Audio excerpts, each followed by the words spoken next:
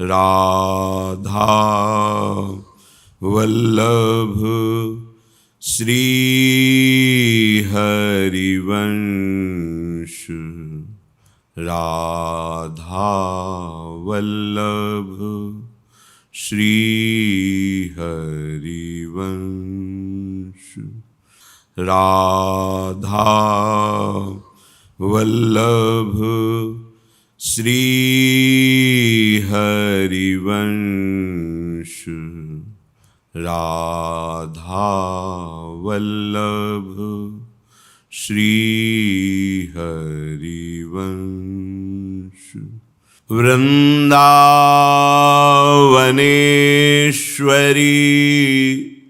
तवैव पदारविन्दम् प्रेमामृतैकमकरन्द रसौघपूर्णम् हृद्यर्पितं मधुपते स्मरतापमुग्रम् निर्वापयत् परम शीतलमाश्रयामि।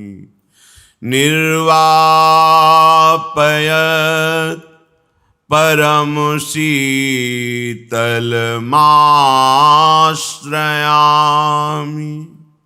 परम शीतलमाश्रयामि। राधा राधा राधा राधा राधा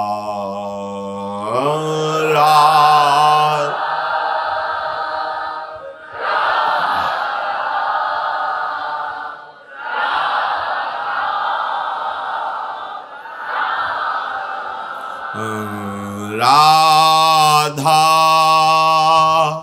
राधा राधा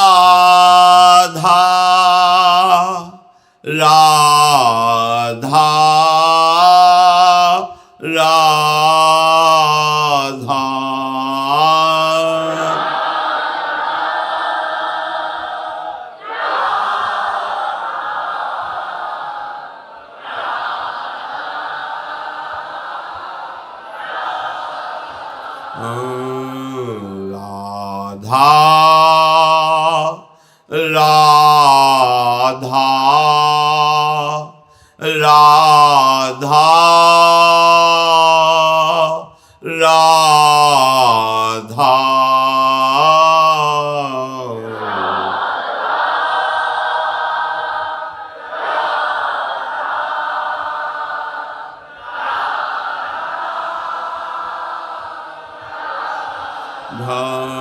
राधा राधा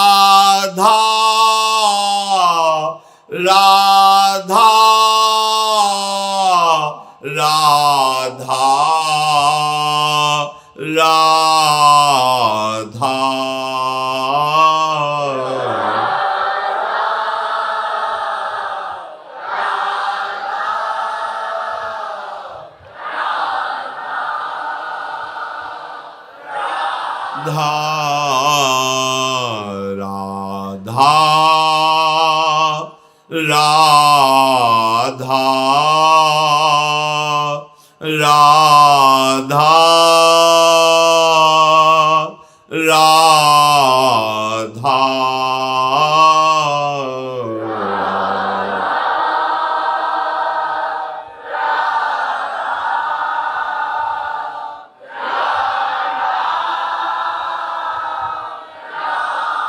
श्री राधा वल्लभ लाल की जय।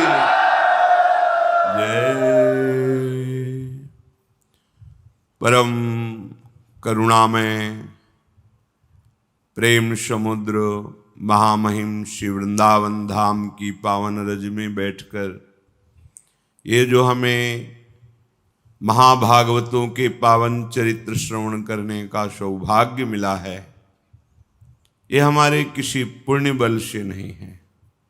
श्रीधाम वृंदावन में पधारना, यहाँ की रज का स्पर्श होना, यहाँ के साक्षात भगवत स्वरूपों का दर्शन करना और वैष्णवों की सभा में बैठकर भक्त भगवान प्रिया प्रीतम की चर्चा सुनना, ये केवल कृपा से प्राप्त होता है। इसमें हमारा पुण्य बल काम नहीं करता है। जिनको वृंदा विपिन है, कृपा तिन्हि की होए, वृंदावन में तबहि तो रहन पाई है सोए। अगर एक मिनट भी वृंदावन में आप बैठे हुए हैं तो हमारी महारानी लाडली जी की कृपा से बैठे हैं। मन से भी आप वृंदावन नहीं सोच सकते, शरीर से आने की तो बात जाने दो। श्री राधिका कृपा बिनु सबके मनन अगम में। अब इसका लाभ लिया जाए। जो हमें प्यारी जू की कृपा से अद्भुत अद्भुत ये सौभाग्य मिला है, हम अपने जीवन को अब सार्थक कर लें। जीवन की साधना की, शास्त्रों के स्वाध्याय की, सत्संग की पूर्ण सार्थकता इसी में है कि कोई भी मिनट, कोई भी क्षण किशोरी जी के चिंतन से बिलग न जाए। ना काहो सो बोलिबो, ना कोई व्यवहार, अपनी कुंवरी किशोरी को जियत निहार निहार। ये सब का सार बात है। सब तत्वों के परम तत्व श्री कृष्णचंद्र जी और श्री कृष्णचंद्र जी के हृदय का परम प्रेम तत्व सांद्रानंद घन प्रेम मूर्ति किशोरी हमारी श्री स्वामिनी जी, प्रिया जी, लाडली जी, हमारे हृदय में एकमात्र इनके चरणों का आश्रय और इनका चिंतन, बस सब बात बन गई। हमारा हृदय यदि प्रभु से नहीं जुड़ा, प्रियालाल से नहीं जुड़ा, तो हमारा सत्संग सुनना विशेष लाभदायक नहीं, वृंदावन धाम आना विशेष लाभदायक नहीं। हमारी महत्व बुद्धि प्रभु में हो जाए, उनके नाम में हो जाए, उनके रूप में, लीला में, धाम में, तो हमारा सब सार्थक हुआ। अगर रुपया में, शरीर भोग में, मान प्रतिष्ठा में, पद प्रतिष्ठा में, वाहवाही में हमारा मन राजी है, महत्व बुद्धि है, तो हाथ कुछ नहीं लगा। ये सब माया का इंद्रजाल है, ये सत्य नहीं है। जब आप सत्य को जान जाएंगे तब आपको ये बात समझ में आएगी कि एकमात्र प्रभु के सिवा कुछ है ही नहीं। किसकी वाहवाही, किसकी प्रणाम नमस्कार, किसकी यश प्रतिष्ठा, किसके शरीर का भोग, कौन सी भोग सामग्री सुख में, कौन से बुद्धि के कोने में धन का महत्व बैठा है। जो करो उसमें धन प्राप्त हो, क्या करोगे? क्या करोगे? इस धन से क्या करोगे? इंद्रियों को भोगों में लगाओगे, भोग सामग्री एकत्रित करोगे, कभी तृप्त होने वाली नहीं। फिर वही निराशा, फिर वही नाना प्रकार की तृष्णा। इसलिए जीवन का परम लाभ महापुरुषों के, संतों के, शास्त्रों के वचनों का सार बात, बिसरी हो ना बिसारी हो, यही दान मोहि देव, श्री हरिवंश के लाडले मोहि अपने कर लो। हे राधा वल्लभ लाल, मैं कभी आपको भूलू नहीं। आर्त भाव से, नाम जप का मतलब है आर्त भाव से प्रभु को पुकारना। नाम जप का मतलब है प्रतिपल समस्त विघ्नों से, दुखों से, संकटों से लड़ना, हर विकार को परास्त करना। ये सबसे बिलग मार्ग है, ये प्रेम मार्ग है, भगवत मार्ग है। पर हमारे हृदय की स्थिति इन्हीं महापुरुषों के पावन चरित्रों के सुनने से पवित्र हो, प्रभु प्रसन्न हो और प्रियाजू के चरणों में प्रीति प्रदान करें। हरि और हरिजनों की चर्चा हम अपनी लाडली जू की चरण प्रीति प्राप्त करने के लिए उनके नाम में प्रीति, उनके धाम में आसक्ति, समस्त भोग समस्त पदों से वैराग्य हो जाए, इसलिए गान करते हैं। भगवान नाम स्मरण, भगवत लीला कथा वार्ता हृदय को बहुत जल्दी पवित्र करती है, और पवित्र हृदय ही लाडली जी के चरणों की तरफ बढ़ता है। नहीं तो आगम निगम पुराणों में जो अगोचर प्रेम तत्व है वो मूर्तिमान श्री स्वामिनी जो हैं, वहां तक पहुंचने की क्षमता ही नहीं हमारी है। वो तो केवल महाभागवतों की कृपा से, सहचरियों की कृपा से हमारी वृत्ति प्रियाजू के चरणों में लगती है। चलते हैं सतसंग पर्वत पर। महाराज पांडु कुंती जी और माद्री जी के साथ विराजमान हैं। बहुत से ब्रह्म ऋषियों का सेवन पांडु जी महाराज करते हैं। पुत्र की प्राप्ति की प्रबल इच्छा और जाने अनजाने में एक भयंकर अपराध बन जाना। किंदम नाम के एक ऋषि जो बहुत संयम से चलने वाले थे, पर भगवत लीला विधान से उनको दिन में ऐसी काम की वृत्ति जागृत हुई कि वो संभाल नहीं पाए और अपनी पत्नी की प्रेरणा से मृग रूप धारण किया। क्योंकि दिन में काम भोग करना निषेध किया गया है शास्त्र में, उसे पापाचरण माना गया है। तो ऐसी गलती ना हो जाए इसलिए उन्होंने मृग रूप धारण किया कि पशु के ऊपर कोई शास्त्र सिद्धांत नहीं। इतने महान तपस्वी कि वो अपने स्वरूप को छिपाकर मृग रूप धारण कर लिया, पर उस काम पर विजय प्राप्त नहीं की। परिणाम यह हुआ कि मृग और मृगी के रूप में तो महाराज पांडु ने देखा इतना तेजस्वी मृग तो हमने देखा ही नहीं, इसकी मृगशाला तो बहुत सुंदर बनेगी।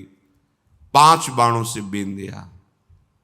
तब किंदम ऋषि ने कहा कि तुमने भारी अपराध कर दिया, मैं शाप देता हूं, जब तुम अपनी स्त्री में कामासक्त होगे उसी समय तुम्हारी मृत्यु हो जाएगी। इस शाप से मानो दग्ध हो गए महाराज पांडु। कुंती जी से कहा कि अभी कुछ समय पहले ब्रह्म ऋषियों ने कहा तुम्हें निराश नहीं होना, तुम्हारे पुत्र होगा। तो मैं तो असमर्थ हूं शाप के कारण, फिर पुत्र कैसे हो सकता है। हमें लगता है जब हमारे भाग्य में पुत्र है तो उसका विधान शास्त्र में एक निकलता है, किसी ब्रह्म ऋषि से संयोग कराकर पुत्र प्राप्त किया जाए। क्या कुंती देवी से कहा तुम्हें ये स्वीकार है? तो उनका भगवान किसी ब्रह्म ऋषि की आवश्यकता नहीं है, हमने एक ऐसा दुर्वासा जी से मंत्र प्राप्त किया है कि जिस देवता को चाहे आकर्षित करके बुला सकते हैं। कल आपने चर्चा सुनी, महाराज पांडु की प्रेरणा से साक्षात धर्म, जिससे धर्मराज युधिष्ठिर प्रकट हुए। फिर महाराज पांडु की प्रेरणा से वायु देवता का वाहन, जिससे महाबलशाली भीम प्रकट हुए। फिर देवराज इंद्र का वाहन, जिससे अर्जुन जी प्रकट हुए। फिर कुंती से कहा तो कुंती ने कहा बस महाराज, शास्त्र विधान इतना ही है, आगे एक शब्द भी आप नहीं बोलना। माद्री जी ने प्रार्थना किया पांडु से कि आप जानते मैं किसी भी स्थिति में कुंती जी से कम नहीं हूं, पर मुझे महारानी पद नहीं मिला, मैं सह गई। अब तो असहनीय हो रहा है कि उनके पुत्र भी हो गए और मेरे पुत्र नहीं। मैं प्रार्थना कर नहीं सकती, आप प्रेरणा कीजिए कुंती जी को कि एक पुत्र के लिए मुझे भी सौभाग्य प्रदान करें। महाराज पांडु ने कुंती जी से ऐसा निवेदन किया। कुंती जी ने कहा किसी भी एक देवता का आप स्मरण करो, मंत्र विधि का प्रयोग मैं कर रही हूं। तो बड़ी सावधानी और प्रवीणता से विचार किया कि इनके 3 पुत्र हैं तो 2 तो होने ही चाहिए, और 2 के लिए अवसर है नहीं, इसलिए उन्होंने एक देवता का स्मरण किया जो 2 रूप में रहते हैं, अश्वनी कुमार। दोनों अश्वनी कुमार प्रकट हुए और उनसे नकुल सहदेव का प्रादुर्भाव हुआ। यही महाभागवत 5 पांडवों के नाम से प्रसिद्ध हुए। सत्संग निवासी ब्रह्म ऋषियों ने उन सब का संस्कार किया और बहुत ही आशीर्वाद दिए। कुंती के ज्येष्ठ पुत्र का नाम युधिष्ठिर, मंझले का नाम भीमसेन और उनसे छोटे का नाम अर्जुन। माद्री के पुत्रों में जो सबसे पहले प्रकट हुए उनका नाम नकुल और दूसरे का नाम सहदेव निश्चित किया गया।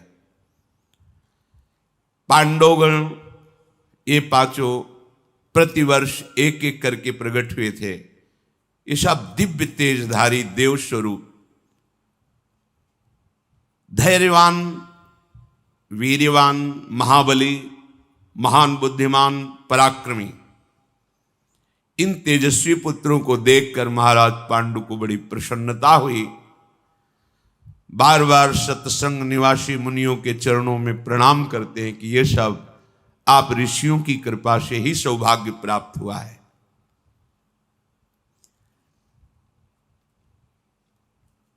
कुंती जी समान वात्सल्य वाली थी। समान वात्सल्य, माद्री जी के पुत्रों में और अपने पुत्रों में किंचित भेद ना रखना और समान दुलार करना।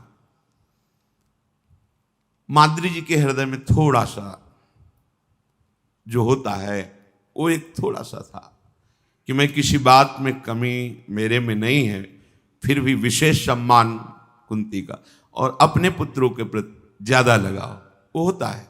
लेकिन कुंती जी महाभागवत हैं, कभी उनके मन में ऐसा भाव नहीं। सत्संग निवासी तपस्वी मुनि पांडु के पुत्रों को, जो पांडव कहलाए, मंत्रों द्वारा सुरक्षित कर दिया कि बालक हैं, कोई भी यक्ष, राक्षस, भूत, पिशाच, सिंह आदि, इनको कहीं भी कोई क्षति न पहुंचा दे। ये महान तपस्वी जन जिसकी रक्षा करते उसका कौन बाल बांका कर सकता। अभी नवजात शिशु हैं, कहीं कोई जानवर आक्रमण न कर दे, कहीं कोई राक्षसी माया आक्रमण न कर दे, इसलिए मंत्रों से सुरक्षित कर दिया। द्वारिका में वसुदेव जी की ये बहन हैं कुंती जी, वहां बैठकर विचार हुआ जब गुप्तचरों ने बताया कि किंदम ऋषि का शाप महाराज पांडु को प्राप्त हो गया है और वो सत्संग पर्वत पर एक वानप्रस्थी की तरह, तपस्वी की तरह रहकर जीवन व्यतीत करते हैं। शाक मूल फल पाते हैं, ब्रह्मचर्य से रहते हैं, सदैव तपस्या परायण हैं। जब इस प्रकार वहां वार्ता हो ही रही थी कि दूसरे गुप्तचर ने बताया कि 5 महान बली पुत्र उनके प्रकट हुए। आश्चर्य हो गया कि जब शाप है तो पुत्र कैसे? तो गुप्तचरों ने पूरा विवरण रखा कि दिव्य देवताओं के द्वारा ब्रह्म ऋषियों के बीच में इन 5 पुत्रों का धर्म शास्त्र के अनुसार प्रादुर्भाव हुआ है। महायशस्वी वसुदेव जी ने कहा कि हम विचार ही कर रहे थे कि जो ऐसे धर्मात्मा है, तपस्वी हैं, वो ऐसे दुख संकट में कैसे फंस सकते हैं कि उनके कोई संतान ही ना हो, सिंहासन पर आरूढ़ होने के लिए कोई राजकुमार ही ना हो। अच्छा हुआ पांडु जी का प्रिय हुआ, ऋषियों की कृपा हुई।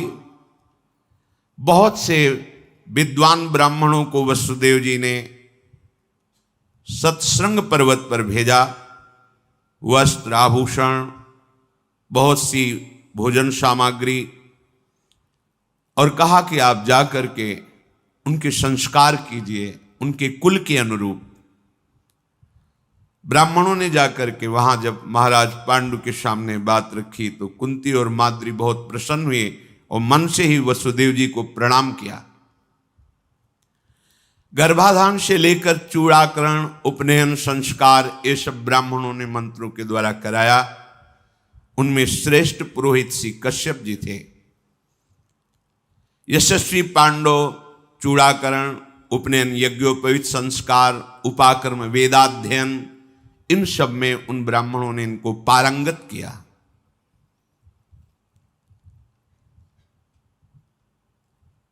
जैसे जल में कमल बढ़ता है वैसे ही ऋषियों के बीच में ये पांचों बालक बड़े होने लगे। महान वन में रमणीय पर्वत शिखर पर महाराज पांडु अपने पुत्रों को देख देखकर बहुत आनंदित होते, क्योंकि अत्यंत तेजस्वी, सद्गुण से संपन्न और महाबलशाली। अर्जुन जी के 14वें वर्ष का उत्सव हो रहा था, धीरे धीरे बालक के बड़े हुए। उधर उत्सव में बहुत से ब्रह्म ऋषि ब्राह्मण पधारे थे, तो उनकी सेवा में कुंती जी रत थी, क्योंकि पूर्वाभ्यास संत सेवा का है, और असावधान हो गई। महाराज पांडु कुंती की दृष्टि से सुरक्षित रहते थे। वो सदैव माद्री पर दृष्टि रखती और कहती थी कभी महाराज के समीप मत जाना, क्योंकि शाप है, कहीं कोई ऐसी गलती ना हो जाए जिससे महाराज पांडु को खो दें। तो सदैव पांडु पर दृष्टि और माद्री पर रखती थी। महान संत हैं कुंती जी, भगवान के भक्तों में अग्रणी हैं, बड़ी धैर्यवान है। चूक हो गई, वो ब्राह्मणों की सेवा में इधर महाराज पांडु वन में भ्रमण करने के लिए निकले, तो स्वाभाविक माद्री जी भी पीछे चल गई। यद्यपि नहीं जाना चाहिए था, पर प्रारब्ध बलवान होता है। जैसी हो भवतव्यता तैसी बने सहाय, आप ना आवे ताहि पे ताहि तहां ले जाए। पीछे मुड़ के देखा माद्री आ रहे। आज का देखना कुछ अलग हो गया। देखते ही ऐसा लगा मानो ऐसी सुंदरी को तो हमने कभी देखा ही नहीं। बलपूर्वक दौड़े और माद्री जी को पकड़, माद्री जी चिल्लाने लगी, महाराज पांडु सावधान, आप शापित हैं, कोई ऐसी चेष्टा मत कर देना जिससे हम आपको खो दें। पर इतने वृत्ति प्रारब्ध से प्रेरित हो गई कि वो कहने पर भी बार बार वो सावधान नहीं हुए और बलपूर्वक माद्री को पकड़ लिया। महाराज पांडु अभी धर्मयुक्त क्रिया ही कर रहे हैं, क्योंकि माद्री जी उनकी पत्नी है। जेव ही गले से लगाया तेव ही हृदय गति रुक गई और मृत्यु को प्राप्त हो। साफ था, जेव ही तुम अपनी पत्नी को काम भाव से आलिंगन करो उसी समय मृत्यु हो जाएगी। माद्री ने देखा कि अब मेरे आलिंगन में तो पांडु महाराज का केवल शव है, प्राण निकल गए। बहुत जोर से विलाप करके रोने लगी। ये स्वर कुंती के कानों में पड़ा। दौड़ करके वहां आई और देखा महाराज पांडु मृतक अवस्था में। शोकातुर माद्री ने कहा कि हमने बहुत प्रयास किया, पर महाराज मेरी एक नहीं माने और मुझे हृदय से लगा लिया। कुंती जी ने बालकों को वहीं रोक दिया, नजदीक नहीं आना, और कहा तुमसे हमने कहा था कि कभी महाराज के समीप, इतने समीप मत रहना कि तुम्हें छू सके। आपने हमारी बात नहीं मानी। माद्री जी ने कहा मैंने प्रयास किया, पता नहीं मेरे को क्या हो गया था कि मैं उनके पीछे चल रही, ये शाप से प्रेरित होकर। इसीलिए बहुत सावधानी पूर्वक जीवन काटना चाहिए। किसी संत का, किसी वैष्णव का अपराध भले वो शाप न दे, उमा क्षमा शाप होते भारी। ये तुम्हारा वो गंभीरता से चुप शांत है तो आप शांत मत समझो। राम रोष पावक सो जरे, जो अपराध भक्त कर करे। ये ऐसे महान तपस्वी हैं, ये भगवत स्वरूप हैं, लेकिन ऋषि का अपराध बन गया तो देखो कैसे मृत्यु हो गई। जीवन भर श्रीधाम वृंदावन में वास करो और वैष्णव अपराध करो तो लिख लो शब्द मंगल नहीं होगा, क्योंकि वैष्णव धाम है। और वैष्णव अपराध न बने, कुछ न बने तो भी आपको भगवत प्राप्ति हो जाएगी। ये धाम है, धाम के प्रताप से हो जाएगी। ध्रुवदास जी महाराज ने सिद्धांत विचार लीला में लिखा है, भक्तन के अपराध सो डरपत रहो। ये वज्रलीक हो जाता है, मतलब मिटाए नहीं मिटता। इस अपराध से केवल बच जाओ तो धाम बड़ा कृपालु है, अपने प्रभाव से तुम्हारे समस्त कर्म संस्कारों को भस्म करके भगवत प्राप्ति करा देगा। वृंदावन ही प्रभाव सुनु अपनो ही गुण देत, जैसे बालक मलिनु को मातु गोद भर ले। खिलवाड़ न समझा जाए।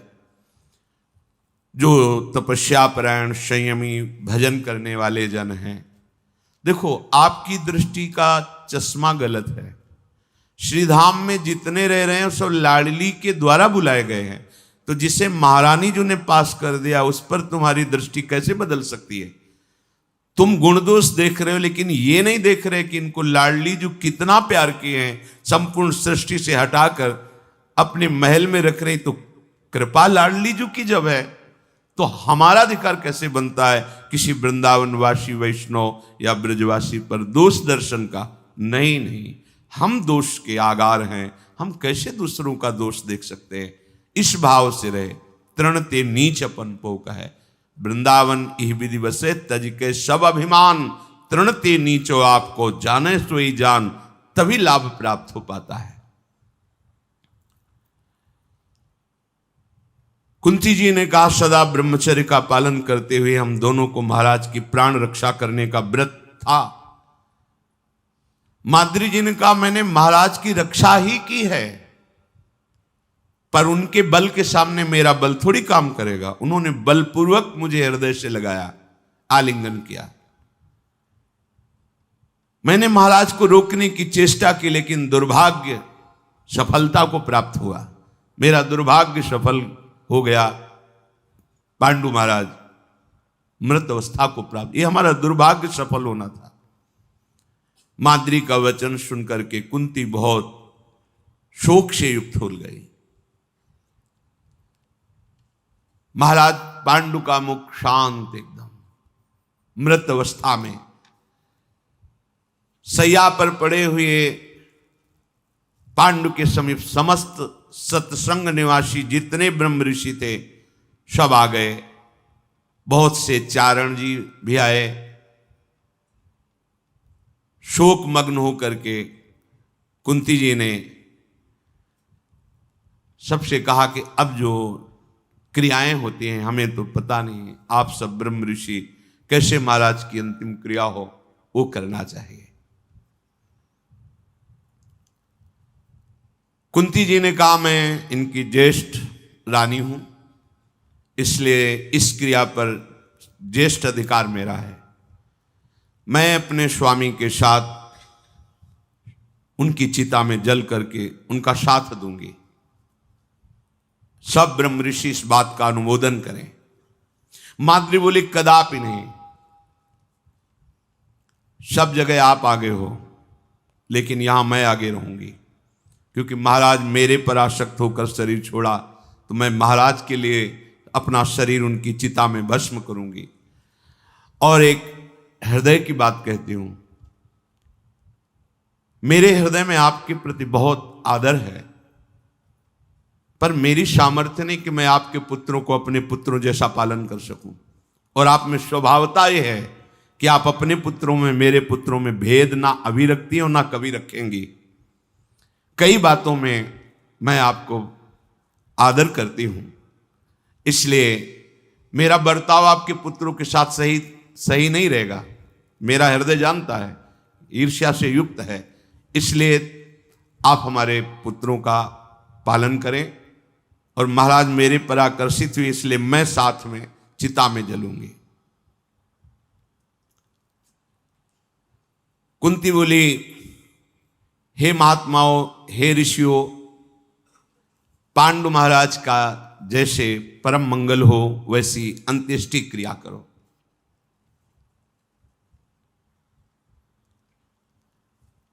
मैं पांडु महाराज के पुत्रों का जब तक शरीर में श्वास रहेगी पांचों का धैर्यपूर्वक पालन करूंगी, हर विपत्ति सहूंगी, इनको दुख से बचाऊंगी। ऋषियों ने सुंदर सुंदर चंदन आदि की लकड़ी एकत्रित करके नरश्रेष्ठ पांडु के शव को चिता पर विराजमान किया। माद्री जी गोद में अपने पति के शव को लेकर चिता पे बैठ गई।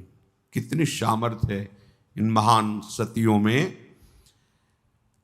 चिता में आग लगाई गई और पति के शव के साथ जीवित शरीर को भस्म कर दिया माद्री जी ने। भाइयों सहित युधिष्ठिर जो पांडवजन हैं उनको नए वस्त्र धारण करा करके अंत्येष्टि क्रिया करवाई गई। महाराज पांडु की जलांजलि याद देना। राजा पांडु के इस अंतिम संस्कार में जितने महर्षि सम्मिलित हुए थे सबने कहा इन बालकों का मार्ग प्रशस्त होना चाहिए। महात्मा राजा पांडु अपना राज्य छोड़कर हम ऋषियों के बीच में निवास कर रहे थे। जब इन्होंने वानप्रस्थ आश्रम स्वीकार किया तो धृतराष्ट्र का राज्य तिलक हो गया हस्तिनापुर में। इस समय धृतराष्ट्र राजा हैं और उनके जो 100 पुत्र हैं बड़े ही अशुभ विचार वाले हैं, अधर्माचरण वाले हैं। महाराज पांडु के पुत्रों को वहां पहुंचाया जाए, नहीं तो यहां पर्वत पर रहते हुए ये ऋषियों की ही परंपरा में सम्मिलित रहेंगे।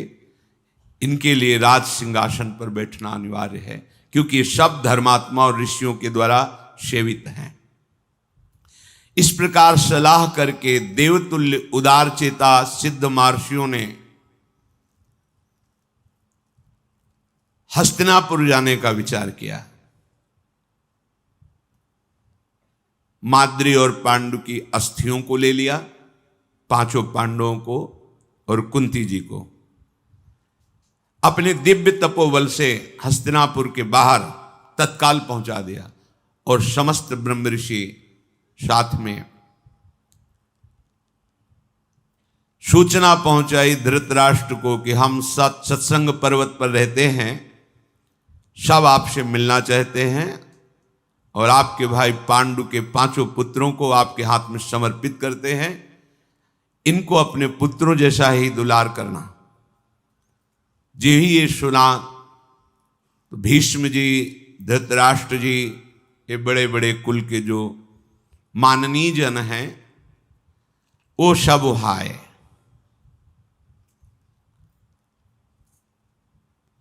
मुनियों ने द्वारपालों द्वारा सूचना पहुंचाई तो संपूर्ण नगर के नर नारी महाराज पांडु के पुत्र पधारे हैं, सब दर्शन करने के लिए आए। 2 घड़ी दिन चढ़ते चढ़ते सहस्त्रों पूर्वासी, बड़े बड़े तपस्वी मुनि, बड़े बड़े राजमंत्री, ये सब उपस्थित हुए। शांतन नंदन भीष्म, सोमदत्त, वाल्मीकि, महाराज धृतराष्ट्र, संजय, विदुर जी, सत्यवती और काशीराज की दोनों कन्याएं, गांधारी, ये सब दर्शन करने के लिए नगर से बाहर आए। दुर्योधन आदि जो कौरव ये 100 आभूषणों से विभूषित होकर के ये आए। सब ने पहले महर्षियों को प्रणाम किया जो सत्संग ऋषि निवासी हैं। पुरोहितों ने मंत्र उच्चारण करके स्वस्ति वाचन करके सब ऋषियों को अर्घ्य दिया। जनपद के सब स्त्री पुरुषों ने धरती पर माथा टेक कर सत्संग निवासी ऋषियों का अभिवादन किया, प्रणाम किया। समस्त जन समुदाय शांत भाव से हाथ जोड़े खड़े। फिर भीष्म जी ने महर्षियों का सम्मान करके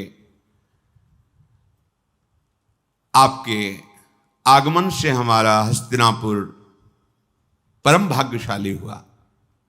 सब मृगचर्म धारण किए हुए ऋषि जन हैं। हे कुरुनंदन भीष्म, ये पुत्र पांडवों के हैं। मैं साक्षी हूं, समस्त ऋषि इस बात के साक्षी हैं।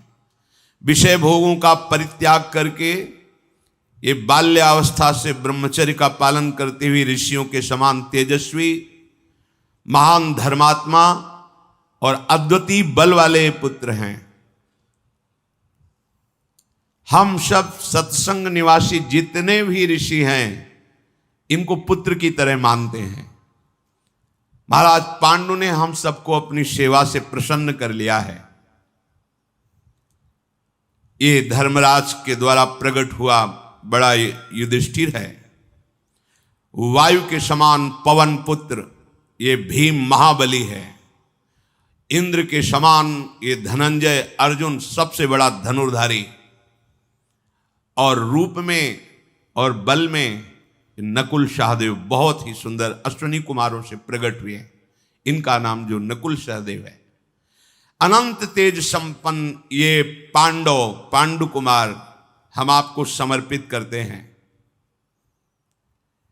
किसी भी तरह से इनको कोई कष्ट नहीं होना चाहिए। भीष्म जी, आप जानते हैं समस्त धर्मों को, और आप ये भी जानते हैं कि धृतराष्ट्र के मन में क्या चल रहा और कौरवों के मन में, जो 100 भाई हैं। आपको बताना नहीं है, आप पांडवों की रक्षा करना। और ये माद्री और महाराज पांडु की अस्थियां हैं। आप अपने कुल परंपरा अनुसार उनका अंत्येष्टि जो होता है वो कीजिए। देखते ही देखते समस्त ऋषि अंतर्धान हो गए, क्योंकि सब दिव्य तेज संपन्न थे। सब हस्तिनापुरवासी उस दिशा को नमस्कार किया जिधर से ऋषि जन अंतर्ध्यान हुए। फिर महाराज पांडु और माद्री की अस्थियों को लेकर के भीष्म जी, विदुर जी गंगा जी के तट पर अस्थियों को रखकर बहुत विषाद किया कि ऐसे धर्मात्मा राजा को हमने खो दिया है। फिर उत्तम ब्राह्मणों के द्वारा अंत्येष्टि क्रिया कराई। भीष्म जी, विदुर जी, धृतराष्ट्र जी, पांडव और कुरुकुल की स्त्रियों सहित जलांजलि अर्पित की गई। तदनंतर कुंती जी, धृतराष्ट्र जी, बंधुओं सहित भीष्म जी पांडु के उन 5 पुत्रों को महल में ले गए और उनके हाथों से ढेर सारे रत्न ब्राह्मणों को दान कराए। मरण शौच जब निवृत्त हुआ तो पांडवों को शुद्धि स्नान कराया गया। श्राद्ध की समाप्ति होने पर भगवान व्यास जी पधारे और सत्यवती जी से कहा, मां, अब तुम्हारे यहां रुकने का समय संपन्न हुआ। मैं देख रहा हूं आगे भयंकर विपत्ति आने वाली है, बहुत बुरे दिन आ रहे हैं। ऐसा भयंकर समय आएगा कि आप देख नहीं पाएंगे। छल कपट का बोलबाला होगा, इसलिए विपत्तियों पर विपत्ति आएगी। जहां छल कपट होता है वहां विपत्तियों का तारतम्य लग जाता है। ये दुर्योधन महान अन्यायी है। अब तुम यहां से चलो, हस्तिनापुर में तुम्हें नहीं रहना। सत्यवती जी भगवान व्यासदेव जी की मां है, और मैं जो तुम्हें उपदेश करूं उसके अनुसार जीवन समाप्त करो। भगवान व्यासदेव जी ने योग वृत्ति का उपदेश किया। चित्त वृत्ति का निरोध करके परमात्मा में अपनी वृत्ति को लगा देना। मैं नहीं चाहता कि जिस कुल को तुमने सजाया है तुम्हारे सामने विनाश हो और तुम उसे देखकर दुखी हो। और ये अंबिके, तुम्हारा पौत्र महान अन्यायी होगा, इसलिए तुम भी नहीं देख पाओगी। हमारी मां सत्यवती के साथ चलो। पुत्र शोक से तुम्हें पीड़ित नहीं होना है, चलो। बड़ा भगवान का कृपा प्रसाद होता है कि जिस घर में कोई महाभागवत हो वो सब बना देता है। फिर तो भगवान व्यासदेव जी हैं। अंबिका जी और सत्यवती को साथ लेकर के एकांत जंगल में भगवान व्यासदेव जी ने तपस्या की पद्धति और चित्तवृत्ति कैसे परमात्मा में लगाई जाती है ये उपदेश किया। कुछ समय में ही योगाग्नि से उन दोनों का शरीर भस्म हुआ और वो भगवत धाम को प्राप्त हुई। अब इधर पांडवों को वेदोक्त समावर्तन संस्कार कराया गया। अपने पिता के महल में रहकर ये प्रतिदिन पुष्ट और बड़े हो रहे थे। धृतराष्ट्र के पुत्र जहां पांडव खेलते वहां आ जाते 100। 100 हैं और बड़े बलवान हैं। भगवान व्यासदेव जी की कृपा से इन सब में 10,000 हाथियों का बल है। भीम में स्वाभाविक जन्म लेते ही बल था। बाल क्रीड़ा जब वो कौरवजन पांडवों के साथ करते तो जैसे किसी दूर वस्तु छूने की बात है तो सबको रौंदते हुए भीम बढ़ते और उस वस्तु को छूते। ये देखकर दुर्योधन, दुशासन आदि जल जाते कि सबसे बड़ा बलवान पांडवों में भीम है। एक दिन ये वृक्ष में चढ़ने और उतरने वाला खेल खेल रहे थे। छूना है वो वृक्ष में इस डाल से इस डाल, तो बड़े विशाल वृक्ष होते जैसे बट वृक्ष बहुत बड़े, 100 ऊपर चढ़ गए। पांडवों को छूने का क्रम, तो भीम ने नीचे से एक लात मारी, वृक्ष पे 100 फल की तरह नीचे आ गए। उनको महान विक्रम बलशाली वायुपुत्र, जैसे हनुमान जी महाराज वैसे वायुपुत्र ये भीम है।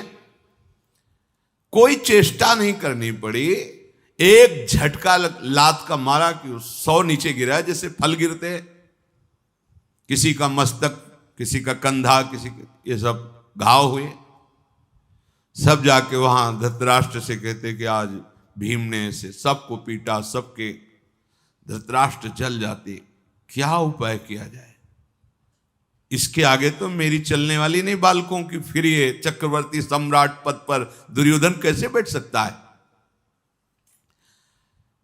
जैसे किसी दिन जल क्रीड़ा कर रहे हैं पांडव कौरव, तो भीम डुबकी लगाते, किसी पैर पकड़ा काफी देर नीचे रोक लेते, उसके प्राण निकलने को होते छोड़ देते, तब वो सांस ले पाता, तब वो बोलते भैया ये मार डालेगा भीम। ऐसा जैसे कबड्डी खेल रहे हैं तो ये उधर कबड्डी बोलने जाते और 10 इधर पकड़े, दुर्योधन आदि को 10 इधर पकड़े, 100 हैं भाई, और ऐसे खोपड़ी लड़ाते उनकी और चले जाते, कोई पकड़ ही ना पाता। कौरवों ने देखा कि इससे ना कुश्ती में कोई जीत सकता है, ना खिलवाड़ में जीत सकता है, तो फिर युद्ध में कैसे कोई जीत पाएगा? इसकी बराबरी नहीं कर, हम 100 मिलकर इसकी बराबरी नहीं कर सकते भीमसेन की। बहुत ही अपने को बुद्धिमान चतुर मानने वाले दुर्योधन ने अपने निजी मंत्रियों को बुलाया और कहा मैं इसकी मृत्यु चाहता हूं, भीम की। उनका महाराज खुल के तो मैं कुछ नहीं कर सकता, सम्राट पद पर धृतराष्ट्र विराजमान है, भीष्म जी, विदुर जी ये दुलार करते पांडवों को, कुछ भी किया तो हमें प्राणदंड मिलेगा, खुल के तो नहीं कर सकता। ऐसा नहीं कि मैं भीम की मृत्यु का विधान रच सकूं। फिर उन्होंने एक सोचा कि चलो मंत्रियों को छोड़ो, अपने भाइयों से विचार किया कि भीम को कैसे मारा जाए, क्या इसे कैद करके फिर दंड दिया जाए, क्योंकि तो राजपद पर धृतराष्ट्र विराजमान है। नहीं, पराक्रमी भीष्म जी हैं, कैद कर नहीं सकते, ये भी सलाह गई। तो खाने में बहुत ये खाता है, तो इसको खीर में कालकूट विष मिलाकर खिला दिया जाए। हाँ, ये सलाह अच्छी रहेगी। रसोइये को अपने पक्ष में कर लिया और गंगा जी के किनारे बहुत से सुंदर कपड़ों के भवन बनवाए, जैसे तंबू कनाते लगती हैं। और फिर पांडवों से बड़ी नम्रता से दुर्योधन ने प्रार्थना की, आज हम सब कुमार वहीं चल के खेलते हैं, वहीं भोजन पाते हैं और आज रात्रि वहीं विश्राम करेंगे। सरल हृदय महाराज युधिष्ठिर ने स्वीकृति दे दी। प्रमाण कोटि तीर्थ गंगा जी के किनारे दुर्योधन ने सारा आयोजन करवाया। रसोइये को अपने पक्ष में करके, जो बहुत कुशल था, खाने पीने की बहुत सी सामग्री, भक्ष भोज्य पेय चोष्य लेह, ये सब पदार्थ तैयार करवाए। जब सारी तैयारी हो गई तो खोटी बुद्धि वाले दुर्योधन ने सैकड़ों आदमी मर जाएं ऐसा भयंकर कालकूट विष एक कड़ाह भर खीर बनवाई और उसमें डलवा दिया। हाथ जोड़ करके प्यार से पांडवों को बुलाया, आओ हम सब भोजन पाते हैं। पापी दुर्योधन पाप वासना रखकर इन चारों को तो वश में कर लेंगे, नकुल सहदेव और युधिष्ठिर जी बहुत सीधे और अर्जुन जी अभी बालक ही थे, उनका लक्ष्य केवल भीम ही था। ये मारा गया मतलब सब अपने अधीन है।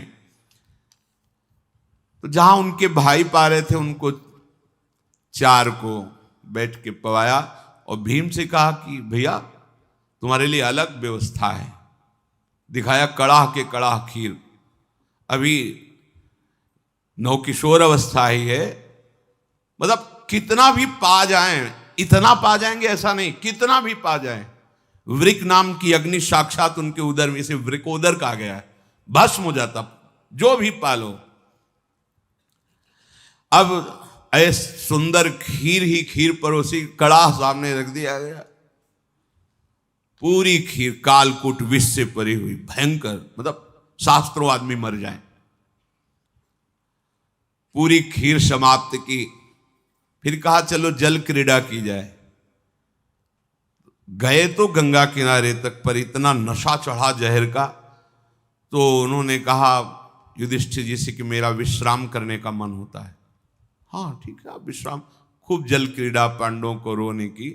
दुर्योधन ने आदमी लगा रखे थे, बोले विष का प्रभाव अंग अंग पे चढ़ गया है और वो निश्चेष्ट हो चुका है।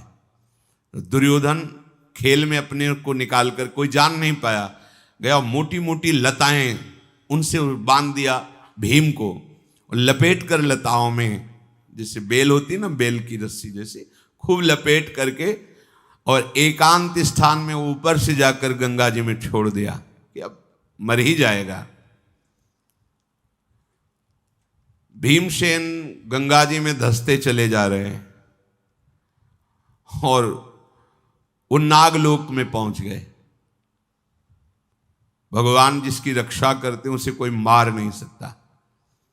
जे ही नागलोक में कुमार भीम का शरीर गया तो सैकड़ों सांप दब गए, सब काटने लगे। भयंकर विष वाले सर्पों ने भीमसेन को डसा, इससे मंगल हो गया। जो स्थावर विष, जो कालकूट, वो जंगम विष जब सर्पों ने काटा तो नष्ट हो गया। विष को नष्ट कर, एकदम स्वस्थ हो गए, चेतना जागृत हो गई। चौड़ी छाती, विशाल का शरीर, लोहे के समान कठोर त्वचा, भेद नहीं सकते। उन सर्पों के दांत टूट गए पर भीम की त्वचा में खरोच नहीं आया, विष चला गया था अंदर, जिसने ये काम किया कि उनके उस खवाए हुए विष के प्रभाव को नष्ट कर दिया। भीम जगे ऐसे किया तो जो सर्प बंधन डाले हुए थे सबकी नसें टूट गई, छोड़कर भागे और जाकर के वासुकी नाग से भयभीत होकर कहा ऐसा प्राणी तो हमने आज तक नहीं देखा। हमारे दांत टूट गए, उसकी त्वचा नहीं कटी, हमारी हड्डियां टूट गई, उसका शरीर में बंधन नहीं हम बांध सकते। वासुकी के समीप गए। वासुकी ने कहा ऐसा कौन हो सकता है, इतना बलवान। वासुकी नाग उस भयंकर पराक्रमी महाबाहु भीम के समीप गए, देखा विशाल का शरीर। नागराज अर्यक भी उनके साथ आए थे। उन्होंने कहा बस बस शांत रहना, ये और कोई नहीं, प्रथा के पिता शूरसेन हैं और वो हमारे बहुत मित्र हैं और दौहित्र भी हैं। तो हमारे ही परिकर का हुआ। हृदय से लगाया भीम को और कहा कि तुम्हारे साथ छल कपट किया गया है। वासुकी ने कहा यदि तुम इसका सम्मान करते हो हर्यक तो मैं भी सम्मान करूंगा। इसको क्या दे दूं, कोई नागमणि, कोई रत्न, आप बोलिए क्या इससे दे दूं। तो उनका महाराज मणियों की तो कमी है नहीं महल में, कुछ ऐसा दीजिए जिससे आपका प्रताप बढ़े कि वासुकी नाग ने दिया है। तो उन्होंने कहा कि एक कुंड में ये जो अमृत भरा हुआ है, हजारों हाथियों का बल है इसमें, अगर ये पी के पचा ले 10,000 हाथी का बल इसके अंदर और आ जाएगा। वैसे ही जन्म से 10,000 हाथियों का बल है। तो भीम से अर्यक जी ने कहा तुम कितने कुंड पी सकते हो, बोले जितने पिला दो। अब भीम का तो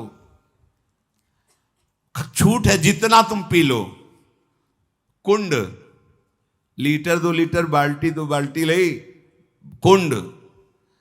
वासुकी और अर्यक की सम्मति से ऐसा हुआ, भीम ने अंजुलि बांध करके पीना प्रारंभ किया पूर्व मुख होकर के, तो एक सांस में 8 कुंडों का रस पी गए। अर्यक ने कहा बस करो, इतना पच जाए पहले। 3 दिन 3 रात सोने के बाद फिर उठे, तब उन्होंने कहा कि महाबाहु भीम, तुम इतने बलवान हो चुके, पहले ही इतने बलवान थे, अब इतने बलवान हो चुके हो कि विश्व में तुम्हें कोई परास्त नहीं कर सकता। किसी की गदा में ऐसी दम नहीं कि तुम्हारे ऊपर प्रहार करने पर अंग भंग कर सके। तुम विश्व में सबसे बड़े महाबली हो चुके हो।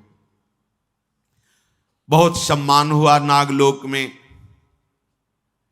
अब इधर युधिष्ठिर जी अपने भाइयों के साथ घर गए तो कुंती जी ने कहा कि भीम कहाँ है, क्योंकि उनको लगा रहता था कि ये दुर्योधन आदि दुष्ट विचार के हैं। उन्होंने कहा कि हमें तो लगा था कि भीम सोने के लिए निकला, वो घर चला आया है, इसीलिए हमने खोज नहीं की। कहा नहीं, यहां तो नहीं आया है।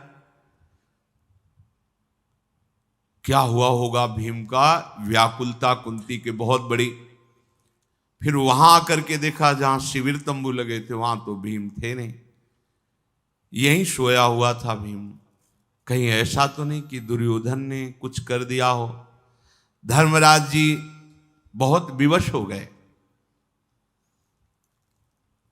कुंती जी ने कहा तुम किसी से कुछ मत कहो, समय बहुत विपरीत, तुम स्वयं ढूंढो, खोज करो कहां भीम है। अगर इन लोगों से पूछोगे तो कोई न कोई घटना तुम लोगों के साथ न कर दे। ये दुर्योधन की आंखों में हमारे 5 पुत्र खटक रहे हैं, इसलिए मैं बहुत डर रही हूं। कुंती जी ने, अब पूरा साम्राज्य उनके हाथ में है, हमें लगता है भीमसेन को मार दिया गया, मेरा हृदय कहता है। कुंती जी ने ऐसा विदुर जी को बुलाया और विदुर जी से कहा आप कोई उपाय कर सकते हो।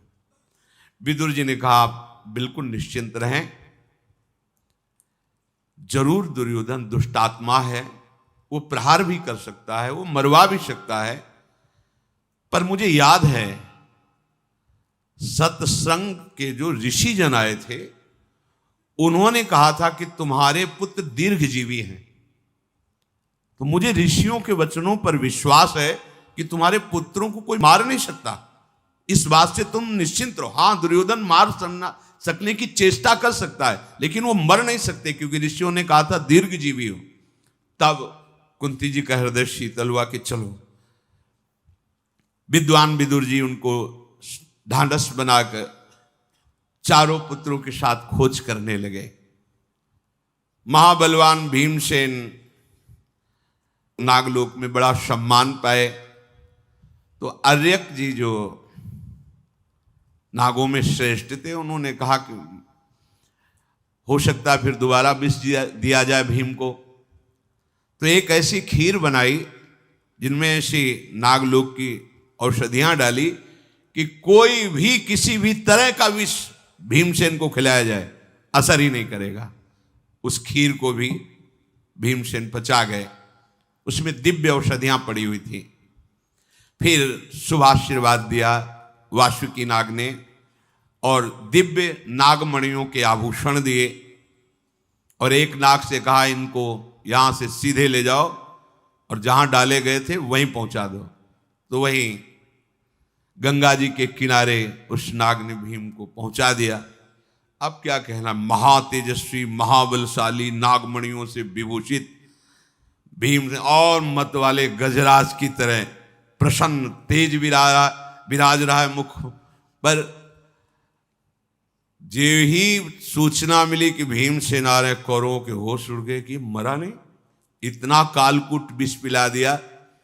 नजदीक गए, युधिष्ठिर आदि ने दौड़ करके हृदय से लगाया। माता कुंती जी ने, और अहोभाग्य क्या हो गया था, तुम्हारे साथ क्या किया गया। भीमसेन ने बताया जहर खिला दिया गया था, हमें नागलोक पहुंचा दिया गया, वहां ऐसा ऐसा हुआ। नागलोक में जो स्वागत हुआ, जो उनको बल मिला, वो सब बताया। कुंती जी ने भगवान को मन ही मन प्रणाम किया कि ये सब हमारे भगवान की कृपा से हुआ है। युधिष्ठिर जी ने नकुल, सहदेव, अर्जुन और भीम जी को संबोधन किया, खतरे पे हैं हम लोग, क्योंकि केवल भीष्म जी और विदुर जी ही सहयोगी हैं। पूरा साम्राज्य धृतराष्ट्र के हाथ में है, दुर्योधन कुबुद्धि वाला है, कभी भी कोई भी घटना घट सकती है, इसलिए बिल्कुल सावधान रहना। युधिष्ठिर जी ने अपने चारों भाइयों को समझाया। दुर्योधन ने गुस्सा में भर करके भीमसेन के सारथी को गला घोंट करके मार डाला। भीम को बहुत गुस्सा आई तो विदुर जी ने आके समझा, बिल्कुल चुप, कुछ नहीं करना, शांत रहो, हम दूसरा सारथी तैयार करके आपके योग्य देते हैं। बिल्कुल नहीं, शांत रहो। भीमसेन के रसोइये को अपने पक्ष में करके फिर हलाहल विष मिलाया उनके भोजन में, परंतु किंचन मात्र विष का कोई प्रभाव भीम के ऊपर नहीं पड़ा। बड़ा तेज था उस विष में, पर भयंकर बल वाले भीमसेन के उदर में वृक नाम की अग्नि, इसलिए विष भी जाके पच गया। अब दुर्योधन आदि जो कौरव हैं, उन्होंने अपने मामा को बुलाया, शकुनी को। ये तो बढ़ता चला जा रहा है, विष देने पर भी नहीं मर रहा, और इसने अगर प्रहार किया तो मैं मारा जाऊंगा। पांडवों की जान का प्रतिपल खतरा शकुनी रचता दुर्योधन के साथ। इधर विदुर जी अपनी राय से पांडवों की प्रतिपल रक्षा। कपट में सबसे बड़ा हुआ शकुनी और धर्म में सबसे बड़े हुए विदुर जी। पांडवों की रक्षा धर्म कर रहा है और दुर्योधन का सहयोग कपट कर रहा है। धृतराष्ट्र जी को बड़ी चिंता हुई कि ऐसे ही द्वेष बढ़ता रहा तो ज्यादा समय नहीं लगेगा, घर में ही युद्ध प्रारंभ हो जाएगा। बालकों को शिक्षा दिलानी चाहिए। इसलिए पहले से ही हस्तिनापुर में विराजमान जो कृपाचार्य थे, उनको गुरु रूप में वर्ण करके कौरव और पांडवों को शिक्षा दिलाई गई। ये कृपाचार्य जी पहले से यहां हस्तिनापुर में विराजमान है। महाराज शांतनु लेके लाए थे। एक बार महाराज शांतनु गंगा किनारे विचरण कर रहे थे तो दो बच्चों की रोने की आवाज आई। वहां देखा तो सरकंडे के वन में दो नवजात शिशु थे, एक काला मृगशर्म और धनुष और तूड़ीर रखा हुआ था। महाराज शांतनु बड़े विवेकवान थे। काला मृगचर्म से देखा कि ब्राह्मण है और धनुष तूड़ीर से कि ये धनुर्वेद का भारी विद्वान है, जिसकी ये संतान है। इसलिए वो आदर के साथ कृपा करके लाए। तो जो उसमें कन्या थी उसे कृपी और जो पुत्र था उन्हें कृपा, इसलिए उन्हें कृपाचार्य से कहा गया। इनका प्रादुर्भाव महर्षि गौतम के शरद्वान नाम के प्रसिद्ध पुत्र से हुआ। ये शरद्वान बहुत ही धनुर्वेद में आगे बढ़े हुए महात्मा थे और महान तपस्वी, वेदाध्ययन परायण थे और ब्रह्मचर्य व्रत में रहे थे। देवराज इंद्र ने देखा कि धनुर्वेद के विशेष ज्ञाता और ब्रह्मचर्य से युक्त तपस्वी हैं, कहीं मेरा इंद्रासन न ले ले।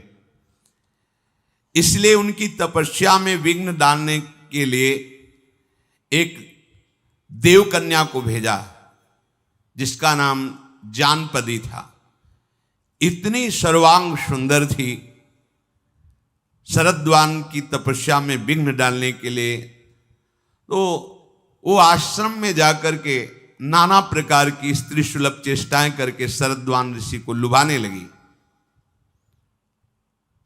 उस जानपदी नाम की देव कन्या को देखते ही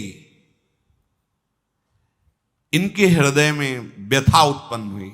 जो व्यथा होती है उसे मनमत कहते हैं। मनमत, मन को मत करके व्याकुल कर देना। बहुत संभालने की चेष्टा की। इसीलिए गोस्वामी तुलसीदास जी कहते हैं, जो चाहे आपन कल्याणा, सुजस सुमति शुभ गति शुभ नाना, सो पर नारी लीलार गोसाई, तजौ चौथी के चंद की नाई। यदि आप अपना कल्याण चाहते हैं, शुभगति चाहते हैं, अपने भजन को सुरक्षित रखना चाहते हैं, सदगति चाहते हैं, तो माताओं बहनों की तरफ देखने का काम भाव से, जो तुम्हारा भाव उसे छोड़ दो। उनके मुख की तरफ देखना, उनके अंगों की तरफ देखोगे यदि काम भाव से, तो तुम्हारा मार्ग रुक जाएगा, तुम भ्रष्ट हो जाओगे। होश नहीं रहा। एक बार दृष्टि चली जाए तो उसे दोष नहीं कहते। अचानक दृष्टि चली गई, अब दोबारा जो देखोगे अब वो दोषपूर्ण मानी जाएगी। शास्त्रीय सिद्धांत में अगर चूक ना हो तो कोई भ्रष्ट नहीं कर सकता। इतने बड़े तपस्वी हैं, ब्रह्मचारी, जितेंद्रीय हैं, धनुर्विद्या के ज्ञाता है, और भेजा ही विघ्न के लिए गया है, तो देख करके वो देखते ही रहे, बस ये बात है। देख कर फिर नहीं देखना। एक बार दृष्टि अचानक कहीं भी चली जाए उसे क्षमा किया जाता है। कहीं भी किसी भी दृश्य पर अचानक, वैसे साधक तो नासाग्र दृष्टि रखता है, पर अगर कहीं चूक हो जाए, एक बार दोबारा उसे गंभीरता पूर्वक देखोगे तो उसका प्रभाव आपके ऊपर आ जाएगा। इतना मन में विकार उत्पन्न हुआ कि वर्षों का ब्रह्मचर्य स्खलित हो गया। आश्रम में वो जहां सरकंडे का वन था, वहां सरकंडे पर गिरने के कारण उसके दो भाग हुए। इतने तेजस्वी महापुरुष थे कि बिना किसी गर्भ के वो वीर गिरते ही एक कन्या और एक पुत्र के रूप में परिणित हो गया, जिसे कृपा करके लाने के कारण कृपी और कृपाचार्य रखा गया। वो महाराज शांतनु के समय से हस्तिनापुर में ही विराजमान है। जब ये थोड़ा बड़े हुए तो कृपाचार्य और कृपी को ध्यान के द्वारा शरद्वान ऋषि ने देखा कि मेरे जो वीरपात हुए थे उससे जो कन्या पुत्र, उसका क्या। वहां देखा, गुप्त रूप से जाकर गोत्र, कुल और संपूर्ण धनुर्विद्या का ज्ञान कृपाचार्य को दिया।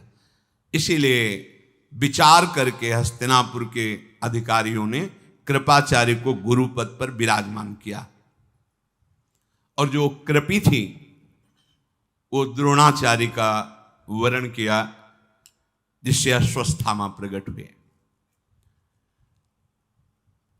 कृपाचार्य जब गुरु पद पर विराजमान हुए तो बहुत से दूर दूर देश के राजकुमार आकर अस्त्र विद्या सीखने लगे।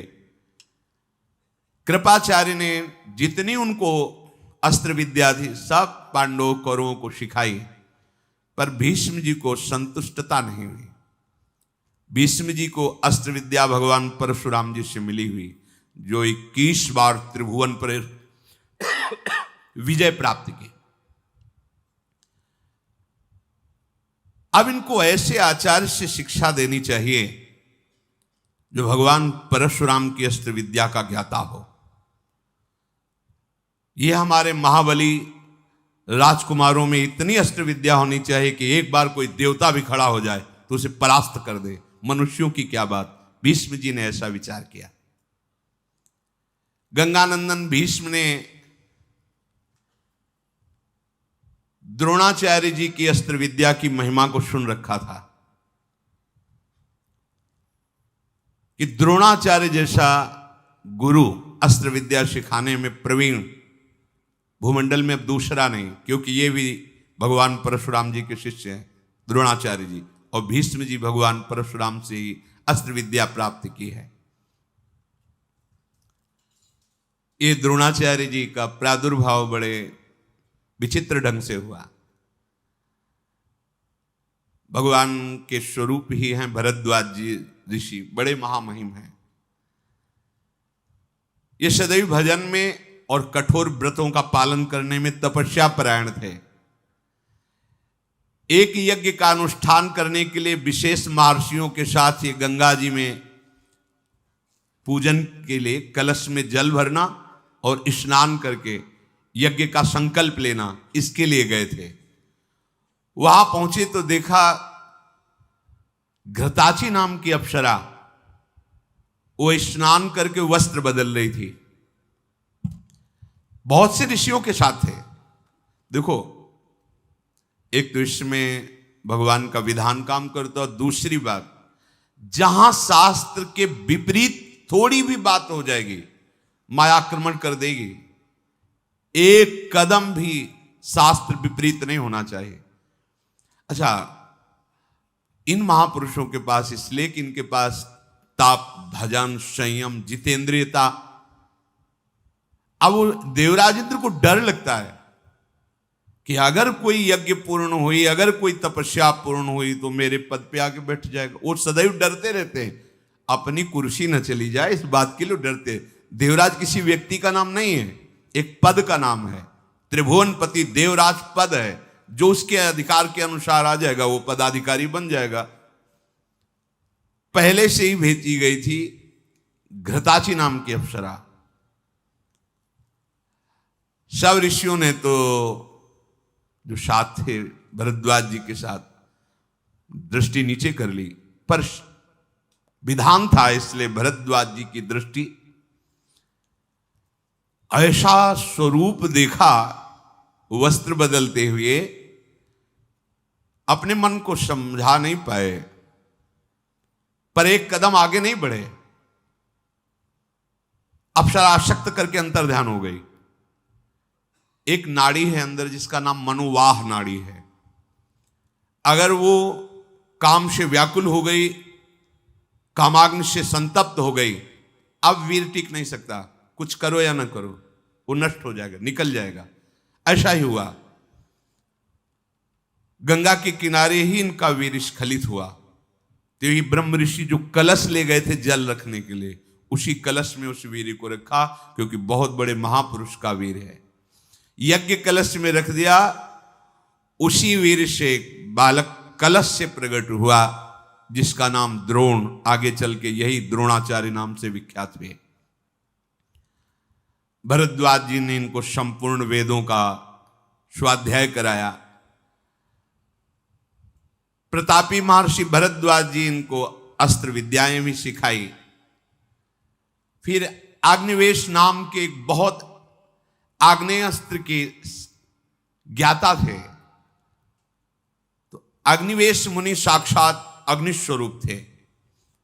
द्रोणाचार्य जी ने उनसे आग्नेय नामक अस्त्र की शिक्षा ग्रहण की। इसी समय प्रशत नाम से एक प्रसिद्ध भूपाल थे, जो द्रुपद नाम के पुत्र को प्रकट किया। महाराज द्रुपद राजकुमार गुरुकुलों में रखे जाते थे पहले। इधर द्रोणाचार्य जी, ये अग्नि स्वरूप जो आग्नेय ऋषि हैं, उनके आश्रम में उधर द्रुपद आए हुए थे। तो खेलना, कूदना, बात करना, दोनों की मित्रता हो गई, द्रुपद की और द्रोणाचार्य की। द्रुपद ने कहा आगे चलकर मैं राजा बनूंगा। द्रोणाचार्य जी ने कहा मैं तो ऋषि पुत्र हूं, कंदमूल फल से आहार करना और एकांत जंगल में रहकर तपस्या करना भले गृहस्थ धर्म से युक्त हो, पर हम ऋषियों की तो यही परंपरा है। तो उनका मैं शपथ पूर्वक तुम्हारी मित्रता स्वीकार करता हूं। द्रुपद ने कहा कभी कोई आवश्यकता हो तो मेरे राजा बन जाने पर आप भूलना नहीं, मैं आपका मित्र हूं, आप जरूर पधारना। द्रोणाचार्य जी ने कहा जैसा समय होगा देखेंगे, पर हम आपकी मित्रता स्वीकार करते हैं। द्रोणाचार्य जी ने ऐसा कहा। अब कुछ समय बाद सूचना आई कि महाराज प्रशत की मृत्यु हो गई, तो उत्तर पांचाल देश के राजा पद पर द्रुपद का अभिषेक हुआ। इधर भरद्वाज जी भी परम पद को प्राप्त हुए। तो द्रोणाचार्य जी उसी आश्रम में रहकर तपस्या करने लगे। तपस्या के द्वारा अपनी पाप राशि को भस्म करके वेदों का जो चरम लक्ष्य है उस पर दृष्टि रखी, आत्मबोध। एक समय स्वयं पितर आकर द्रोणाचार्य जी से बोले कि तुम्हें पुत्र उत्पन्न करना चाहिए, जिससे हम पितरों का उद्धार होगा। द्रोणाचार्य जी ने हस्तिनापुर जाकर के कृपि की याचना की और उसी कृपि से विवाह किया। कुछ समय बाद कृपि के अश्वस्थामा नामक पुत्र द्रोणाचार्य से प्रकट हुआ। ये जब प्रकट हुए थे तो जैसे दुर्योधन प्रकट हुए थे तो गधे का जैसा रोए थे, और ये जब प्रकट हुए थे तो घोड़े का जैसा रोए थे। उच्च स्वर से अश्व जैसी आवाज, घोड़े जैसी आवाज, इसलिए इनका नाम हुआ अश्वत्थामा। अश्व माने घोड़ा, घोड़े जैसी आवाज गूंजाना, तो अश्वत्थामा नाम हुआ। भरद्वाज नंदन द्रोणाचार्य जी ने सारे संस्कार जो ऋषियों के होते अश्वत्थामा के किए। एक समय द्रोणाचार्य जी को सूचना मिली कि भगवान परशुराम अपना सब कुछ दान देना चाहते हैं, तो इनको लगा अवसर है, फूस की झोपड़ी है, कंदमूल फल का आहार है, अगर भगवान परशुराम जी देना, वो विश्व को बार बार जीत करके ब्राह्मणों को दान देते थे। 21 बार क्षत्रिय राजाओं पर आक्रमण कर उन पर विजय प्राप्त की। परशुराम जी संपूर्ण धनुर्विद्या के आदि ज्ञाता, मतलब इनसे बढ़कर कोई ज्ञान रखने वाला नहीं। महेंद्र पर्वत पर बहुत से ब्रह्मचारियों के साथ द्रोणाचार्य जी गए, शत्रुनाशक भगवान भृगुनंदन परशुराम जी का दर्शन किया और बताया, अंगिरस कुल में मैं उत्पन्न हुआ हूं, भरद्वाज जी का पुत्र हूं, द्रोणाचार्य मुझे कहते हैं, मैं आपके चरणों में प्रणाम करता हूं और मैंने सुना है आप दान करना चाहते हो, इसलिए मैं आपसे दान लेने आया हूं। भगवान परशुराम जी ने कहा, तुम्हारा स्वागत है, पर मेरे पास ना तो पृथ्वी बची है, ना धन, न रत्न, ये सब ब्राह्मणों को दान कर दिया है। अब मेरा शरीर बचा, धनुर्विद्या बची, कहो तो तुम्हारे सामने प्राण त्याग दें या धनुर्विद्या, धन तो है नहीं। द्रोणाचार्य जी ने कहा कि फिर आप मुझे अपनी संपूर्ण धनुर्विद्या का ज्ञान प्रदान कीजिए। तथास्तु कहकर भगवान परशुराम जी ने सब दिव्यास्त्रों का, नारायणास्त्र, ब्रह्मणास्त्र, पशुपतास्त्र, सब अस्त्रों का ज्ञान द्रोणाचार्य जी को प्रदान किया। फिर भगवान परशुराम जी का पूजन करके वो वापस लौट रहे थे, तो विचार किया कि खाने को तो है नहीं, जिसके लिए आए थे वो मिला नहीं, चलो धनुर्विद्या तो मिल गई। हमारे एक मित्र हैं महाराज द्रुपद, समस्त ऋषियों से कहा उनके पास चलते। उन्होंने कहा था शपथ खा के कि जब मैं राजा बनूंगा तुम्हारी जो भी आवश्यकता होगी मैं पूर्ण करूंगा। द्वारपाल से कहा, कह दो जाकर के कि तुम्हारे मित्र द्रोण तुमसे मिलने आए हैं द्रुपद से। द्वारपाल ने कहा, कोई मित्र द्रोण नाम का है, वो आपसे मिलना चाहता है, वल्कल वस्त्र पहने हुए हैं, बहुत से भिक्षुक सन्यासी उनके साथ हैं। ब्राह्मणों को रोका नहीं जाता था।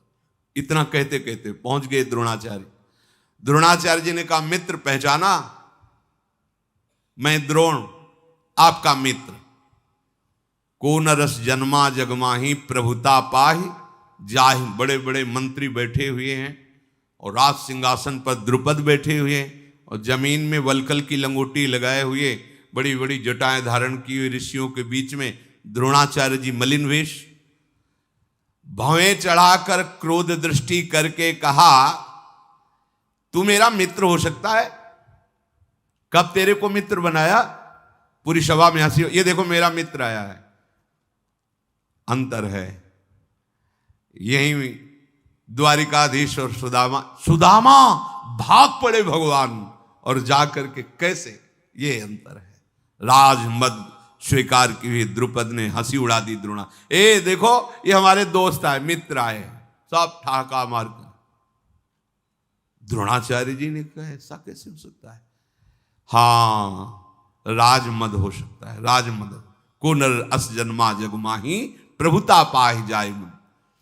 उन्होंने कहा, द्रुपद मैं तुम्हारा मित्र हूं, सखा हूं, तुमने कसम खाई थी गुरु आश्रम में, याद है? सम्मान से बोलो, केवल द्रुपद नहीं, महाराज द्रुपद बोलो। ऐसे कैसे? तुम्हें ज्ञान नहीं शास्त्रों का?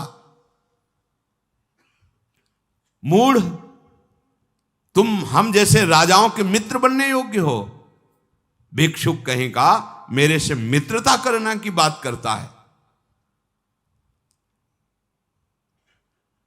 मित्रता राजा राजाओं से की होती है। तुम जैसा भिखारी मुझ जैसे राजा का मित्र नहीं हो सकता। हां, एक बार का भोजन चाहते हो तो दे दो इन ब्रह्म ऋषियों को भोजन। द्रोणाचार्य जी अंदर से तो जल गए, बाहर से मुस्कुराए कि अगर तेरा राज मद चूर चूर न कर दूं तो मेरा भी नाम द्रोणाचार्य नहीं। वहां से वापस आ गए। हस्तिनापुर की तरफ है और कृपाचार्य से कहा कुछ दिन के लिए मुझे रख लो। कृपाचार्य जी ने द्रोणाचार्य जी को अपने यहां रख लिया। एक दिन पांडव और कौरव गुल्ली डंडा खेल रहे थे तो उनकी गुल्ली कुएं में चली गई। द्रोणाचार्य जी बाहर बैठे भगवत चिंतन कर रहे थे। अब वो कुएं में चली गई तो कैसे निकालें, तो बार बार झांक रहे थे ऐसे से। द्रोणाचार्य जी आए और कहा तुम क्षत्रिय राजकुमार हो, धिक्कार तुम्हारे क्षत्रियत्व को, ये क्या प्रयास है तुम्हारा। अंगूठी उतारी, कुएं में फेंकी और कहा देखो क्षत्रिय का बल होता है अस्त्र विद्या। एक सीख ली और मंत्र संधान किया, मारा, गुल्ली अंगूठी सब सीधे ऊपर आ गई। सब राजकुमार चरणों में, ऐसी धनुर्विद्या का तो हमें ज्ञान नहीं है, जाओ प्रार्थना करो भीष्म से और मुझे गुरु पद पर अभिषिक्त करो, मैं वो धनुर्विद्या सिखाऊंगा जो आज तक तुम्हें ज्ञान नहीं। भीष्म जी से जाके कहा कि तो उनका द्रोणाचार्य के सिवा और कौन हुई ना, क्योंकि कृपी का विवाह हुआ ही था भीष्म जी की अनुमति। उनका इतने बड़े धनुर्धर तो द्रोणाचार्य जी है। आए तो देखा द्रोणाचार्य जी वहां विराजमान हैं। द्रोण को देखकर प्रणाम किया भीष्म जी ने और कहा एक कुमार आपका गुरु रूप से वर्ण करने के लिए बहुत उत्साहित है। तो उन्होंने कहा कि देखो आपको पता होना चाहिए मेरी भिक्षा की भी व्यवस्था नहीं। देखो पहले क्या था, तपस्या धन होता था, जितेंद्रियता धन होता था, मेरे यहां भिक्षा की भी व्यवस्था नहीं। मैं कृपाचार्य जी के यहां इसीलिए रह रहा था कि मैं किसी भी तरह आपको अपनी बात बता सकूं। क्या आप जैसे धर्मात्मा राजाओं के होने पर भी हम जैसे ऋषियों को भूखों मरना पड़ेगा। भीष्म जी ने कहा यह राज्य आपका, आज से हस्तिनापुर पर कोई भी शासन करे पर वो आपकी अनुमति से होगा। ये मैं आपको स्वीकार, आचार्य पद पर आपको स्वीकार करता हूं। द्रोण ने जो जो बात कही थी वो सब स्वीकार कर ली गई। मैं कभी अपनी प्रतिज्ञा से च्युत नहीं होता, द्रोणाचार्य जी ने कहा। समस्त धनुर्विद्या का ज्ञान में जो अधिकारी राजकुमार है उसको दूंगा। मैं विनीत हृदय से वर्षों तक गुरु सेवा करके अद्भुत गुणों को प्राप्त हुआ हूं। धन प्राप्त होना और भागवतिक सद्गुण प्राप्त होना, इन दोनों में बहुत अंतर है। सब जगह से पूर्ण है, खाने की व्यवस्था, तपस्या के धनी है। किसी की बढ़ोतरी धन देखकर नहीं माना जाता कि उसके पास बहुत धन है, बहुत जन है तो बड़ा पुण्यवान है, बड़ा तपस्वी है, वो बड़ा महात्मा है। ये भागवतिक सद्गुण होते हैं, ये आंतरिक होते हैं। बाह्य ये सब प्राकृतिक देखकर किसी को बड़ा छोटा नहीं माना जा सकता। पूर्व पुण्य के प्रताप से ऐश्वर्य आ सकता है, समुदाय जुड़ सकता है, लेकिन जितेंद्रियता, भगवत चिंतन, कष्टों को सहकर भगवत मार्ग में चलना, ये तो कोई चला हुआ ही उसे पहचान सकता है। नहीं, बाहरी लोग तो बाहरी बातें देख करके मानते हैं। भीष्म जी से कहा कि एक कांटा हमारे हृदय में चुभ रहा है। द्रुपद ने मेरा भरी सभा में उपहास और अपमान किया है। अगर मैं कभी द्रुपद के पद कोई आज्ञा करूं तो आप राजकुमारों को कभी भी निषेध मत करना, क्योंकि मैं अपने शिष्यों को इस योग्य तैयार करूंगा कि द्रुपद ने जो कहा है कि राजाओं का मित्र सिर्फ राजा हो सकता है, इसका उत्तर मैं एक बार दूंगा, क्योंकि बात मेरे हृदय में है। भीष्म जी ने कहा आपका विरोध करने की सामर्थ्य किसमें है? द्रोणाचार्य जी ने कहा जानते हो मैं किस दुख से दुखी हूं। एक बार अश्वत्थामा कुछ बालकों के साथ खेल रहा था तो किसी ऋषि पत्नी ने उन्हें दूध पिलाया। वो घर में आके दूध के लिए बहुत व्याकुल हुआ तो जंगली चावल का धोवन उसे पिलाया गया। उसने कहा नहीं मुझे दूध ही चाहिए। तो मैं उसी से प्रेरित होकर भगवान परशुराम के पास गया था कि कम से कम एक गाय तो दे देंगे, उनके पास कुछ नहीं बचा, मुझे अस्त्र विद्या दी। फिर प्रेरित होकर इसी बात से मैं द्रुपद के पास गया था, लेकिन उसने अपमान किया। अपने पुत्र को इस स्थिति में देखकर मैं दुखी हूं। मैंने तो कंदमूल फल से अपना जीवन काटा है। भीष्म जी ने कहा अश्वत्थामा को भी सम्मान के साथ हस्तिनापुर में बुलाया जाए। कृपी द्रोणाचार्य अश्वत्थामा उनके लिए एक महल दिया, सारी सुविधाएं दी। मनुष्यों में महातेजस्वी द्रोणाचार्य जी ने भीष्म जी के द्वारा दिया हुआ महल स्वीकार करके वहां रहने लगे। भीष्म जी ने पांचों पांडवों और ये 100 जो कौरव हैं इनके गुरु पद पर द्रोणाचार्य जी का वरण किया। अकेले बैठे हुए थे द्रोणाचार्य जी एक दिन, तो शिष्यों से बात कही, राजकुमारों मेरे मन में एक कार्य करने की इच्छा है। मैं तुम्हें अस्त्र विद्या सिखाऊंगा, क्या तुम मेरा वो कार्य कर सकते हो? सबने हाथ जोड़कर कहा हां गुरुदेव आदेश कीजिए। अगर गुरु की आज्ञा का शिष्य पालन न करे तो शिष्य ही कैसा। और उनका द्रुपद को बंदी बनाकर मेरे चरणों में लाना। बाण मार दे बाहर से तो घाव भर सकता है, लेकिन अपमान का जो शब्द है वो हृदय में कांटे की तरह चुभता रहता है। इसीलिए कहा जाता है कि बाणी एक अमोल है जो कोई बोले जानी, ये तराजू तौल के तब मुख बाहर आनी। जब ये बात कही तो सब चुप हो गए। द्रुपद कोई साधारण है, महाबलशाली राजा है। अर्जुन अकेले खड़े हुए, उनका किसी के सहयोग की जरूरत नहीं। गुरुदेव जिस समय आपका आदेश होगा उस समय द्रुपद को बंदी बना के आपके चरणों में अकेले डालूंगा।